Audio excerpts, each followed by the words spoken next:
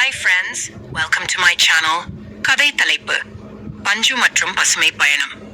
பஞ்சு சிறிய சுறுசுறுப்பான கரடி குட்டி, மீனா வண்ணக்கிளி, வானத்தை கடந்து செல்லும் வழிகாட்டி. கழுகு சார் பழைய ஆனால் அறிவுள்ள கழுகு. சூரி சின்னமான் எதையும். ஒரு நாள் பசுமையான காட்டில் சில மரங்கள் வாடத் தொடங்கின. நீரே கெட்டிக்கொண்டது. பூச்சிகள் காணாமல் போனது. பஞ்சு அவனது தங்கை சூரியுடன்: ஏன் இப்படி? நம் காட்டுக்கு என்ன ஆகுது? கழுகு சார்: மலைக்கு அப்பால் நிலா ஏரி உள்ளதடி. அது ஒவ்வொரு நூற்றாண்டிலும் ஒரு வழியை காட்டும் ஏரி. மீனா கிளி: வாய்ப்பு ஒரு முறைதான். பயணமா? அப்படியானால் இப்போதே கிளம்பணும். பகுதி 2. சாகசம் ஆரம்பம். பஞ்சு, சூரி, மீனா மூவரும் பயணமாக கிளம்புகிறார்கள். வழியில் பாறைகள், வனவிலங்குகள், ஒரு பனிக்கின்று. சூரி குளிரும் நேரத்தில்: ஓஹோ, குளிர் தாங்க முடியல, நாம இங்கேயே முடிக்கலாமா?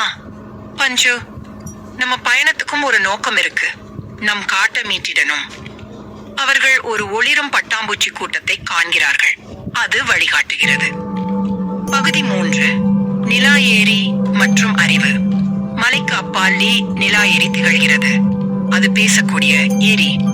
நிலா ஏரி: வணக்கம் விலங்குகளே, உங்கள் காட்டை மீட்க நீங்கள் 3 விஷயங்களை உணர வேண்டும். 1. மரங்களை நட்டீர்களா? 2. நீரை வீணாக்கினீர்களா? 3. குழுவாக வேலை செய்தீர்களா? பஞ்சு: இல்லை, நாங்கள் இன்னும் அவை செய்யவில்லை. ஆனாலும் இந்த பயணம் எங்களுக்கு பாடம் சொல்லிவிட்டது. நிலா ஏரி: அப்படியானால் இது உங்களுக்கான பசுமை விதைகள். எடுத்துச் சென்று உங்கள் காட்டில் நட்டு வளருங்கள். பகுதி 4.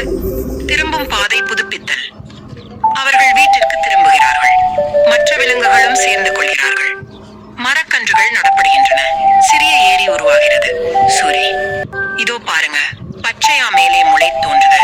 மீனா: நீங்க பழைய காட்டை மீட்டு விட்டீங்க, இப்போ இது பசுமை சின்னம். நற்பாடம். மொழல்: சுற்றுச்சூழலுக்கு நம்ம ஒவ்வொருவரும் பொறுப்பாளிகள். தன்னம்பிக்கையுடன் பயணத்தில் நம் மனதை மாற்ற முடியும். ஒற்றுமையால் மட்டுமே இயற்கையை மீட்டு வைக்க முடியும். ஸ்டோரி பிடிச்சு லைக் பண்ணுங்க, ஷேர் பண்ணுங்க.